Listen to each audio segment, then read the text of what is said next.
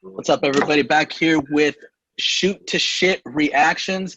I've got Lunar Eclipse Junior Garza back. So let me talk about the elephant in the room, man. I guess we didn't get to read the right stuff, or maybe it was a last-minute call. I don't know. I was off. We didn't get to see Riddle versus Corbin. I guess that's going to be saved for Payback. Backlash? Is it Backlash? Payback. SummerSlam? Payback.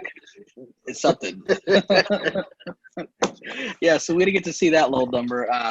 And I mean, I have the card written down, like, as, you know, I thought it was going to happen. So if I'm, you know, fluctuating or whatever the hell, just excuse me here. But let's go with that U.S. title, Apollo Crews versus MVP. I picked Apollo Crews over MVP. I thought there was going to be more fuckery than it was. I know that, you know, his group came out after the match, and there was really nothing there. I didn't think it lived to its potential. But yeah, we had Apollo Crews going over, right? You as well? I had MVP going over on that one. MVP. Okay. Yeah. I thought they were going to kind of push the faction with MVP and Lashley. That's right. But, you know, I'm glad that Apollo's getting that push. Hopefully they do something with him and he doesn't just get lost in the system. Yeah. But, you know, I mean, I guess it played out the way they wanted it to, with, you know, Lashley and Benjamin coming out afterwards. But I didn't see that one coming. Kind of like a few things during this that I didn't think was going to happen.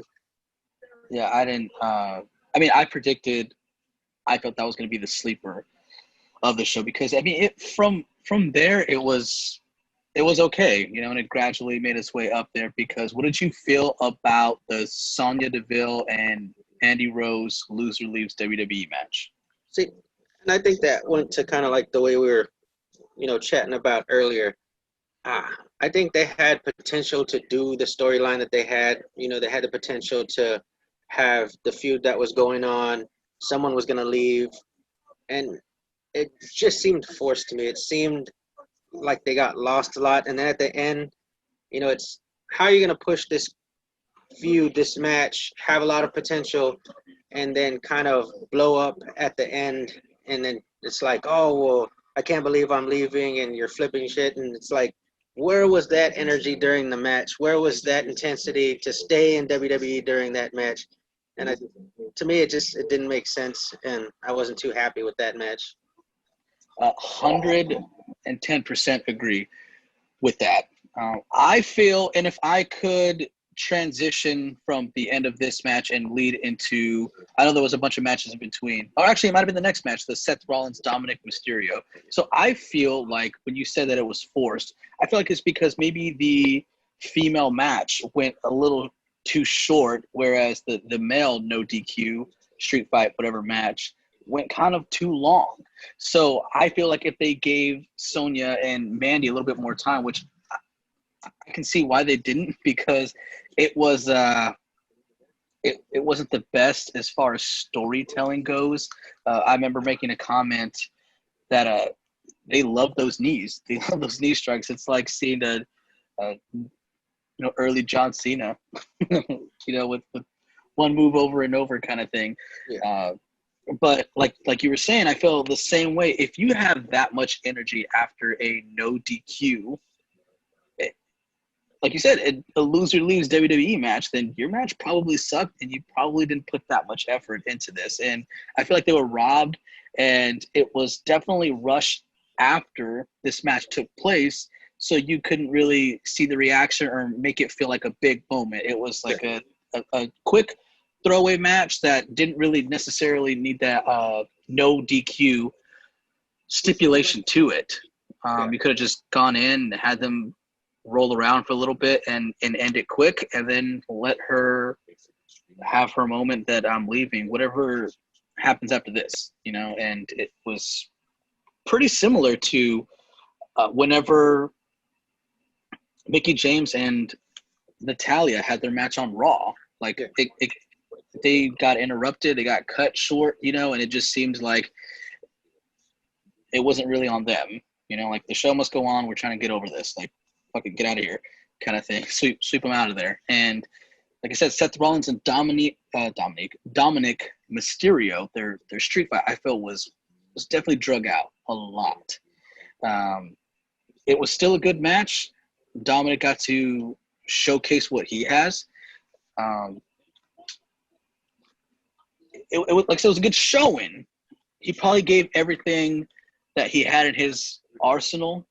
I feel like if he were to stay in the long run, he needs somebody to help tell a story. I don't feel like if he were to go where everyone thinks he's going to go with lucha stars that are all about these high spots and things like that, I don't feel like he will be successful or as successful as this first match that he had. He needs somebody technical that can slow him down and tell a story. But like I said, I feel like it was way too long. What did you feel about that match? Same thing. I mean, they had high points that you could have taken from that and cut short. I love the fact that he was doing some lucha stuff. Comparing him to bigger guys, like, to me, Grand Metalik is a bigger lucha. You can tell when he's flying, but I mean, the stuff that he does is so precise, so on it. To go from a big guy like that to a bigger kid like Dominic, and it's just little things that you can nitpick, but I feel like he should have worked a lot more. They should have made him train a lot more to get it crisp, especially pushing him to the main roster, pushing him on a pay-per-view. Like you said, I think it drug out a lot. They had enough material with, Ray trying to come in about 9 or 10 times, Dominic pushing him out 8 or 9 times, the mom coming out, Ray being handcuffed. I think they could have done all of that in a shorter amount of time and still told the same story, and I think it would have made more sense because it was like Ray's trying to come in, handcuff him. The mom's coming out trying to protect her son, and I think it would have made just as much sense. It would have been a lot more, and like you said, it would have gave the girls' match a lot more time to work with, to tell a better story, since they changed it last second from no longer hair versus hair, it's career versus career. And Yeah.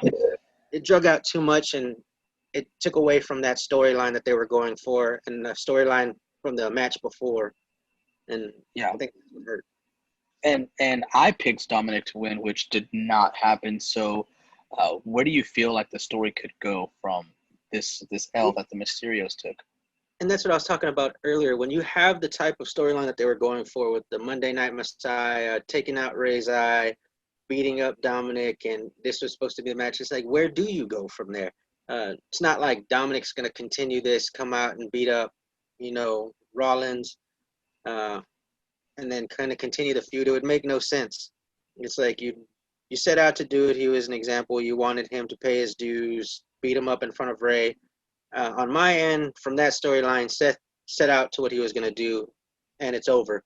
If you're going to continue that, it's like, what else are you going to bring to the table? What else are you going to try and put in on that? If you're going to try and push Dominic, I think you would have to start off with lower level guys, people that are barely coming up from NXT, or some of the other luchas that aren't real big, like Grand Metalik, and have him work with them and try and build up something. But I think that's what I was telling you earlier. It's going to go down to below mid card. They're really not going to have anything for him, and they're just going to kind of force it and see how it plays out.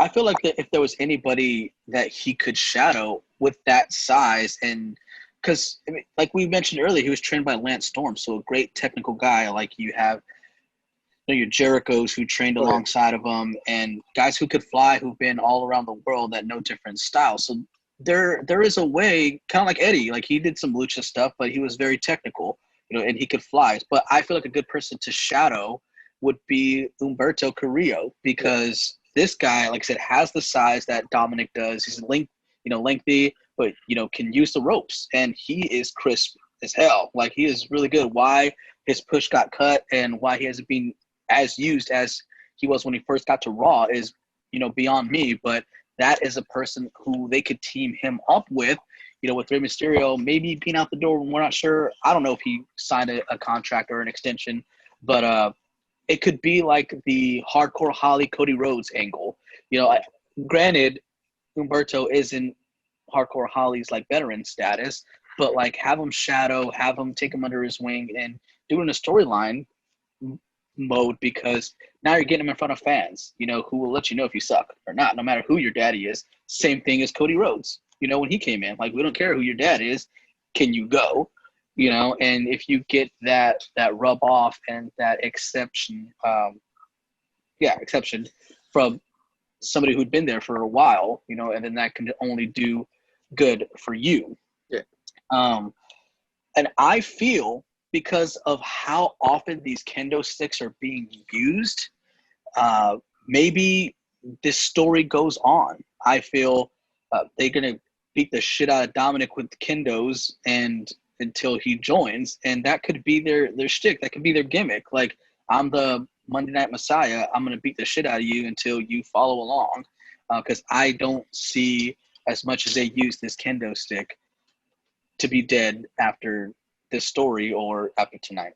Yeah, and that's a good way to look at it, because it's I think that would be a perfect storyline for Seth and everybody, kind of like the way he did with everybody else. It's, he preyed on the weak, got him to join his team, which is a great storyline. Forget the other guy that's not there anymore that was with their team. Theory. Also yeah. Theory. Yeah, and then he's gone. So in this case, it was like, I had my eyes set on you. I had to make an example out of your dad. Join us, and you can be where we're at now. So I can see that being something of a storyline down the road. It's just, I don't see where they would go with it after this. Yeah, it was the same thing with Buddy Murphy, because he was tearing it up with Aleister Black, but he could not win it, and that's why he joined, essentially. So it could be the same thing with Dominic. He is trying. He's got so much heart, but he keeps falling short. And it's like, hey, join me. Like, you want to get to that next level. Like, your dad didn't do it for you. Come to me, like I said, and it could eventually lead into the Dominic versus Ray match, which would, tear it up. I'm your Poppy 2.0. Yeah. And, okay, so what about these SmackDown Women's Championship and the Raw Women's Championship matches? Now, and it played out exactly how I said that was going to be, and I think that was the best way. Total opposite of mine. Yeah. So, and I think that was the best storyline to do it. You know what I mean? Have a great match with Bayley. Sasha come in, interfere, and then have the complete opposite during, Sasha's match. Have kind of like Bayley interfere, but not want to take it to the next level like Sasha would do for her, which I think is going to start a great feud. I think, honestly, both of them were executed almost perfection as far as storyline telling wise. I think her and Asuka and Bayley had a great match. The one thing that kind of got me was just the way it seemed very unprotected, with Asuka hitting her head on the mat during the powerbomb spot off of there. And, and I know you want to get that intensity. It's just, it seemed like Banks was just really not protecting, Asuka with the shots to the head afterwards. I mean, the straight kick, the punches, it just seemed really off. And, she'll tell you I was kind of upset looking at it from a standpoint to where, you want it to be great. I know Asuka has that Japanese, strong style, but it's just like, damn, protect the person you're in there with. I mean, you saw her bang her head, and then now you're kind of just jamming those kicks, those punches straight there, and it seemed like Asuka was really out of it, and that kind of threw me off during that match, during the SmackDown's Women's Championship match. Yeah, and being a worker yourself, there could have been a signal or a, I'm okay, and as you know, it's a huge thing. Work the wound, work the wound. If you're okay, work the wound. But also in that sense, I know we were talking offline earlier with Sauce. That is a lost art. I've said this countless amount of times. It's a lost art where these people are being brought in and being excelled to the next level, and they don't have that psychology there. And that goes with, like I said, ring presence and psychology. You see somebody getting hurt, make sure, like I said, if there's no harm, no foul, to where, she said, I'm good, and she just worked a part that got hurt at that point in time, it's cool. But, I mean, we've seen so many injuries with the women, and I'm not like trying to single out like a specific gender or anything, but like these girls are getting taught to go and try to be up there, with the men and stuff, and they're not taking the precautions of people who have gone all around the world to perfect this art. And like I said, someone could probably evaluate what I'm saying and make it turn into something completely different. But like I said, how many injuries have we had, that were just negligent and not accidents, and it was because of not knowing your surroundings or the psychology going behind it. Like, granted, in wrestling, you're going to get injured. it happens. But when something like this, man, people just need to be brought aside, and it needs to be a topic of discussion. So I agree on that point. And I also, like, to get back on track, felt Asuka was going to win a title. I thought it was going to be Bayley's, but it definitely, we all talked about it. It's going to set up for the eventual breakup of Bayley and Sasha. So, and I think it was perfect the way they executed it. Yep. Yeah, it was perfectly executed, like I said. What about the tag team titles, the Raw tag team titles, with the Street Profits versus Andrade and Angel? To be honest, when we were watching it, I think it was a lot better than I was giving it credit for. The storyline coming in was kind of good, you know what I mean? It was Selena was messing with the Street Profits, and they were going to come back and get it. I was deep down really hoping that the Garza and Andrade would win, kind of giving them that push, that solidity. It's just storyline wise, it didn't make sense to me, since they kind of had them feuding with Zelina Vega and Garza going off and kind of always pissing off Zelina. It didn't go the way I thought it would, with Andrade going and helping out Zelina when all that happened. But I'm kind of glad they're still working with Street Profits, and they're still building them up. They haven't given up on them yet, because I do think they're a great tag team. Win or lose, I think they would have done pretty good going forward from that. Yeah, and I'm definitely biased against, the Street Profits, because whenever they debuted with NXT and they were making their exit, because I think they just won the NXT Championship, or they were up for the NXT Championship at this point in time, and the wife and I saw them in Massachusetts at Evolve, at an Evolve show. It was the same show that we met Velveteen Dream and Ricochet, which Ricochet was on the card, but Profits and Velveteen were. And man, Street Profits were just the coolest dudes.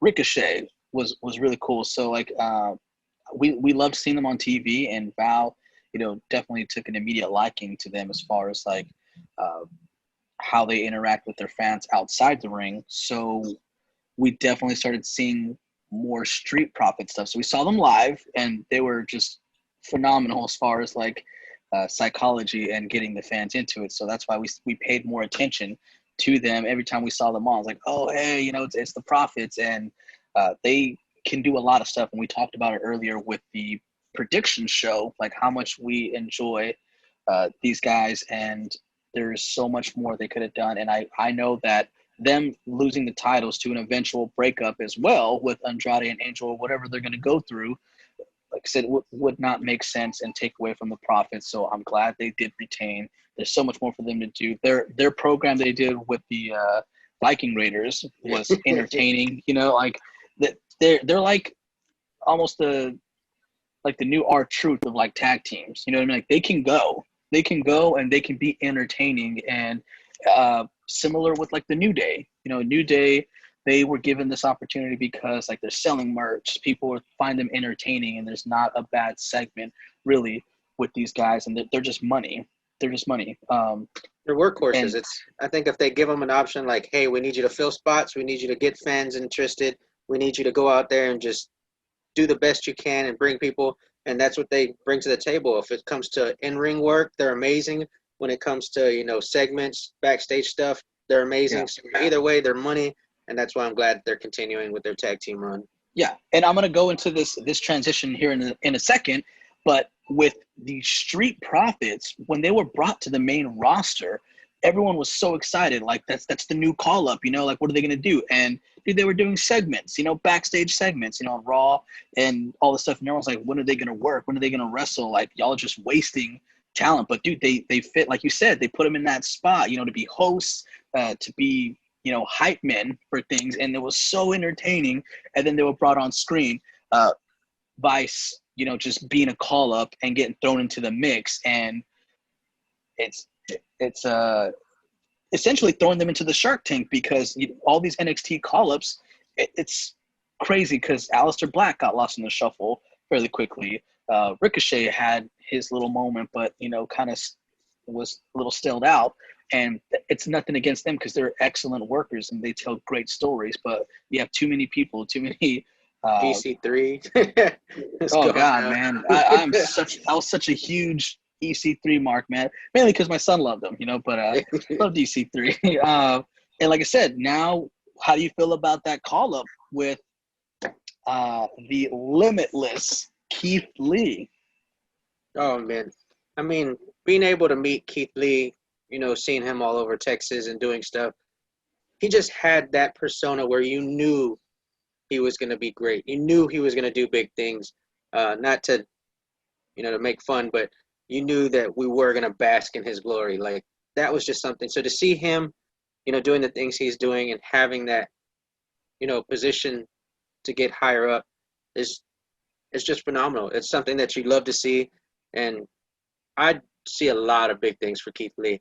I mean, for his size, his agility, it's just phenomenal. I mean, how many guys do you see other than Vader could do the things that he's doing? You know what I mean? Yeah. Just the possibilities are endless, and I'm excited to see where it goes. And hopefully they give him the biggest run. They give him all the possibilities that he could have. I want all of them for him.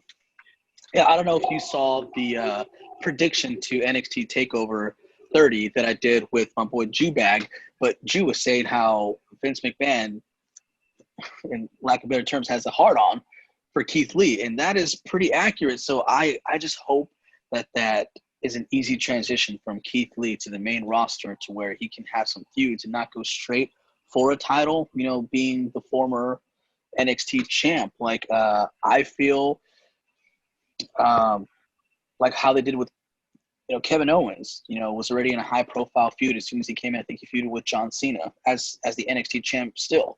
Do something like that, and I hope it's done well, but I'm stoked that Keith Lee is coming to the roster. I don't feel like he should have been a loss to NXT yet. Like I said, with the Wednesday Night Wars, like NXT has a stacked card. They're doing all they can to compete. Well, essentially, AEW can't compete with Raw. They can't compete with SmackDown. And that's why a good measuring stick is the hot, hungry talent that is NXT. And they need all hands on deck. So I wasn't a fan of maybe anybody from the Undisputed Era or Keith Lee coming up, but you can only feel just joy and excitement that Keith Lee is going to be on the main roster, man. And I'm happy, but like I didn't feel it was his time to leave yet. But man, we're not the ones in WWE, man, calling the shots. So I just wish that we had fans, because I think seeing Keith Lee on the main roster would be such a pop and bigger than we could imagine if we had actual fans in there. I mean, shades of Finn Balor when he came up, Shinsuke Nakamura. I think it would have been on that level of, excitement and pop if we had actual fans. And that's the thing that sucks, is because, when he debuts, it's going to be to the screens and it's not going to be the excitement that we would hope for. But, I mean, still props to him. He's getting there, and I only see good things for him. Yeah. So now the WWE Championship with McIntyre and Randy Orton. So everyone doesn't know that's watching our side chat conversation. We were like, I was like, did somebody get hurt? Because he is definitely overselling a backslide. And then I think that's what I put right after. I was like, a fucking backslide? Like, after all of that?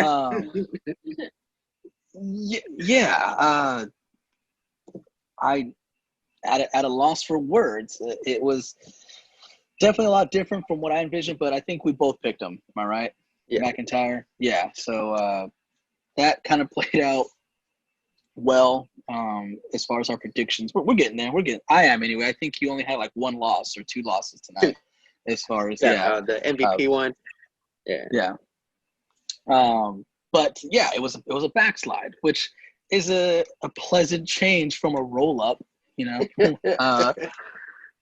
but yeah, to be overselling a backslide, like I'm not sure that was the finish that they were going for. If so, like I said, earlier in the predictions, WWE likes to troll its fans, or maybe it was the takeover predictions. Like WWE likes to troll its fans, do things to spite them, and we're all like, man, fuck Orton. You know, he took out Edge, and they showed the package, man, taking out Christian, Michaels, Flair. Like, man, Drew's gonna fucking give it to him, man.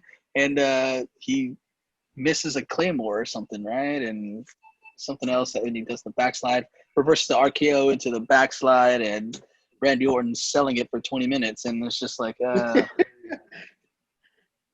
what happened? I don't know, man. See, and that type of ending can work. It's just, say you had like a Daniel Bryan, Drew Gulak, two technical wrestlers. They're just going back and forth. Give it 1,000,000%, and then a backslide. I could buy that because they're technical wrestlers. They're great in ring, so that would work. When you have two guys saying, "I'm just gonna murder you.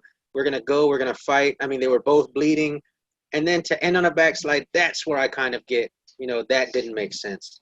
Well, and also, I could be completely wrong. There are probably some, marks and smarks that would watch this and be like, fuck that guy. He doesn't know what he's talking about. But if I'm not wrong, being a worker, if you win with the roll-up, you win with the backslide. Isn't the guy who won with that kind of shoots out of the ring and powders out so he doesn't get his ass kicked from something quick like that? So definitely. Whatever it's, yeah. So if I were to roll somebody up, 1, 2, 3, and they're still fucking heated, they're pissed, and maybe in my case, I'm only 5'5", they're going to be bigger probably, and if I win with the backslide roll up, I'm fucking jetting, whether it was a title retain, a title win, or just a normal exhibition, match, if you will. I'm fucking getting out of there like, I did it. It was a quick win. Like, what's up? And as soon as it happens, 1, 2, 3, Orton rolls out, and he's just like, and McIntyre's like, yeah, did it, and I don't know. That's what was weird to me. And it's just because it goes back to, like you said, the psychology and the mentality, because the whole match, like, he's yelling at Orton, like, get up, I'm going to beat your ass, I'm going to tear you up. They're going back and forth. So for the backsliding, like you said, Orton the one, rolling out, and Drew in there like, I got you. It's like, how does this make sense? Like, how is this a thing for you? Yeah, like I said, it immediately, things went off like, is Randy hurt or somebody hurt? Somebody's hurt, to where, like, they wanted to go home and evaluate whoever's hurt and see how serious it is. That's what I thought when I watched that, in all seriousness. But yeah, I thought the finish would be the Legends come out, fuck you, Orton. Like I said, at least taste a sweet chin that led into a Claymore. But it is what it is. Totally off on that one, too, because I thought, if Orton wins, it would have been a total just, Ric Flair never got kicked in the head because the lights went out. He was working with Orton the whole time. So when people think that he's coming out to help out, like, boom, low blow Drew, Orton takes him out, and it was like, we were together the whole time. But, yeah, so all of that was just off. And then to see him win with a backslide, I was just, that was – didn't make sense. I mean, I'll take this over a random turn on Ric Flair and a give me what I want, Mania match. But like I said, it is what it is. And before we spoil what happens, to everyone who hasn't seen it yet, well, fuck it. Spoiler alerts, whatever. The finish of the Universal Championship, Braun Strowman Fiend match. Now, I called the Fiend. Yep. Said it was his time, man. And I don't want to take credit and say I said and predicted this, but Roman Reigns. Yeah. But you mentioned placeholder earlier. I was like, yeah, let's be real. That title is only being held on somebody because Roman Reigns isn't here, and he's gonna be where it goes to. And so I called that right now would have been the time frame that the Fiend would have taken the title from Roman Reigns. So now that Roman has been out and everyone's talking about how jacked he got, like how long he's just been in the gym, you saw kind of a healer side of him tonight. Yeah. Even though those chair shots to Braun were pretty whack. Super protective. I told that. Yeah. You could tell it. The camera angles were trying to avoid it, but it was totally normal. Well, the same thing with Braun's punches, those hammer punches, those fists that he was giving the Fiend. It was like a 5-knuckle shuffle, circa, 2016, John Cena. But if it was us, we would have been like, fucking hit me, but it's WWE now, hit the mat with the chair or something. But when he was saying, like, you're just a freak with the mask and things like that, the only thing that I could think of, man, is that fucking promo that he did with John Cena where he's like, well, first of all, you suck, and second of all, like, just fucking loses where he's at. Like, I feel that I really like, and everybody, same thing with, like, John Cena. Everybody wanted Roman to go heel. Perfect timing, perfect story. Now, like I said, the roles are reversed. What it was supposed to be, Roman was supposed to have the title, and I feel like The Fiend, this would have been the time where he took the belt. Well, now that the roles are reversed, Roman could do some good shit, but I feel he needs a mouthpiece. Because, I don't think, Paul Heyman, esque type person would do it, but if he just had a manager, somebody that would talk for him, I feel like this could really, really go over, kind of like a Leo Rush to Bobby Lashley. Like, he is a monster, but he needed somebody to talk for him. That's why they have MVP now. I feel like Roman needs a mouth. And now, hear me out on this one, but I think this would be a perfect time for the Authority to step back in and have Triple H or Steph, like, this is our new guy, and he's the guy, and it's best for business. I think this would be a perfect opportunity to bring back that thing that everyone hates with the Authority and have Roman Reigns as their guy and kind of push up like they did with Seth Rollins. I feel it's a good idea for maybe like a month, not a prolonged storyline to where kind of like the Authors of Pain, did with Elrig, like, we got him, we got a mouth, we got somebody who is going to bring us to the next level. And when Roman does win the title, like, fuck you, Authority. I don't need you, and they're just like, what? And then that does its own thing. I feel like they wouldn't need a title for that, though, but I guess to push Roman to the next level with an Authority, that would do it. But I feel that would not happen only because of what I mentioned earlier, how they did the whole spiel, like the whole shtick with all the McMahons, Triple H, like, we're going to give the fans what they want, because we were just fucking shitting and hated the whole, like, everything, shoving Constable Corbin down everybody's throat. And that's why he has the X-Pac heat that he does, because he was doing his job. They told him, go out there and have people fucking hate you. And he did, but they told him to do it every week for no reason, just more nonsense on top of nonsense. And we're like, why are we watching this? Like, this is fucking nuts. So, like, I feel with the reasoning behind we're going to give the fans, people power, or and the whole backlash that happened with Corbin, I don't feel like it would. And if it does, it should not last long in my eyes. Like you said, I don't see how Roman's going to come back and do something big, because listening to him talk, like telling Braun Strowman, you're only a monster because I'm here, I made you. And it's like, what does that even mean? Yeah. Like, what storyline? And what if they're just going to make it like Shield 2.0 and it's like Roman Reigns is the leader of Retribution and he brought all these guys in to take over? I could see that happening and just being a shitty storyline. Yeah, it's true. But I also am a fan of not seeing him with his vest that he can never, Oh, I know. That was a good sign, too. Yeah. So, but as much as I have shit on Roman Reigns in the past and how much I'm shitting on him now, I'm actually going to go on record and say I'm pretty excited that he's back. It's a fresh change. I feel like we need more of it. I'm glad, Owens showed up, tonight. Maybe it's a good sign of things to come with like a Sami Zayn, and things like that. People starting to come back. So now you have a dude who was only taken off of the card because of his health issues just the immune system and stuff. And now you have Charlotte Flair talking shit about, people who were talking shit about her winning the NXT title. It's like, well, I'm here. You're at home. Mm-hmm. So with the Charlotte call out, with Roman Reigns being back, people like Kevin Owens, who was supposedly on record saying, I'm not going to stay here unless people are wearing masks, you know, and like them being in bigger stadiums and stuff like that. Maybe that's a sign of things to come with more people coming back and more wow factors, more shocks. Because I think they said they're going to stadiums with fans now, right? I think sometime in late August or early September, they're going to start releasing fans. I know AEW is doing it. I was going to say not 100% sure. I know, yeah, AEW was talking about doing it. And that's what sucks about, like, with good storytelling and how the wow factor is and how everyone wants, you know, all hands on deck and people to watch their product, because Impact Wrestling was like, all right, we have people coming. Watch to see who it is.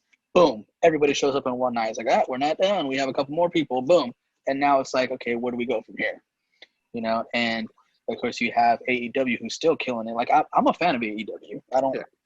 I might give this vibe because I don't talk about them as much. And sometimes when I do post, you know, a meme, GIF or something, whatever, it tends to be negative.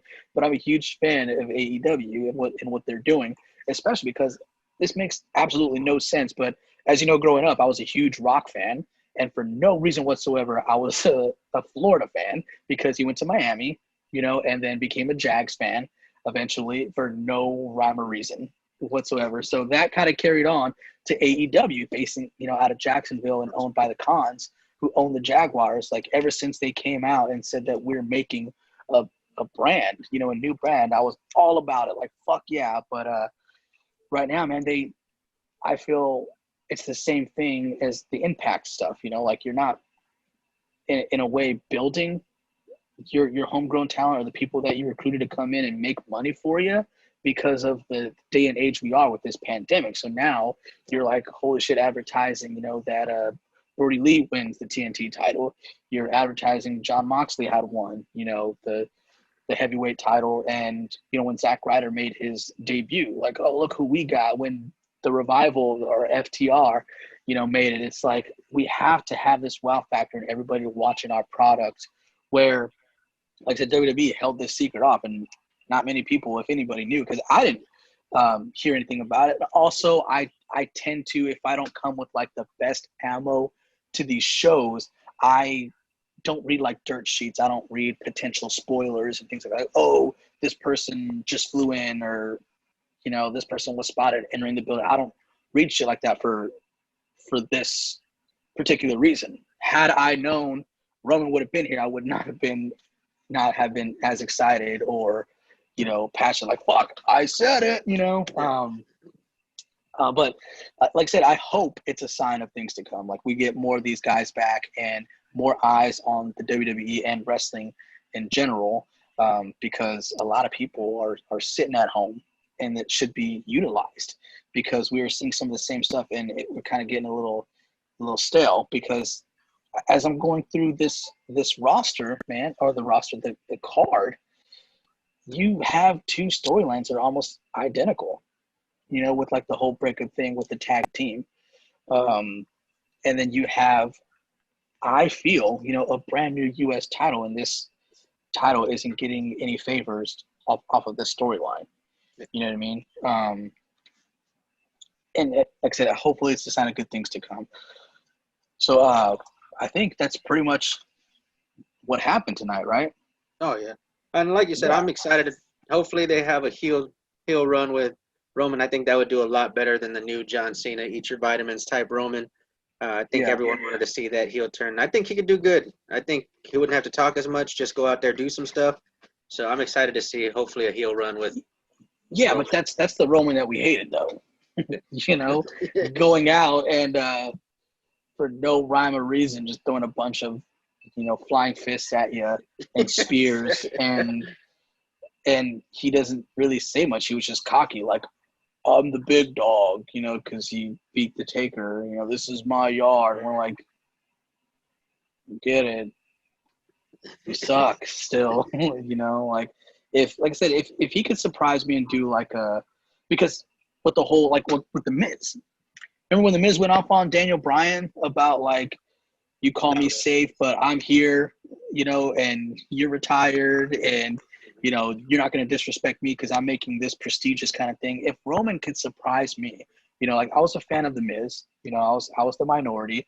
because I love what he does as far as like his heel work. You know what I mean? Granted, he took some of that style from like the Jerichos. You know, it was a complete 180 from his like promos back when he first started with, you know, the fucking boy band hair, the hoorah, you know, come on guys, you know, to like talking slowly and all this. But the promo he did, you know, to Daniel Bryan, you know, that brought his inner feelings out into a character mindset. Like, dude, I'm still fucking here.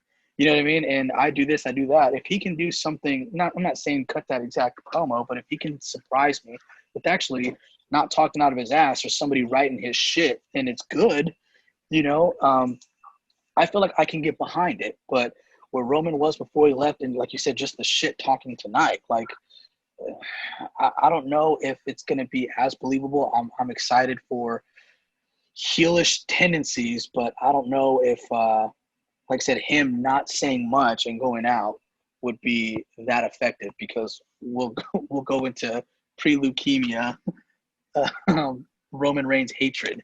I think it was, because when he came back, it was like, fuck yeah, you know, like, good job, man. Like, you had something to overcome. You did it. You know, we're glad to have you. We, you know, respect the love that you have and you wanting to come back. And of course, when he came back, he was reunited with the Shield that, you know, led to Ambrose / you know, Moxley's departure. So, you know, we were still like, yay, Roman, yay, oh, yay. And like I said, now with giving us a reason to boo him, I don't feel like it's going to be the right ones. We can go back to being like, okay, I know you're back, man, but fuck you. You suck.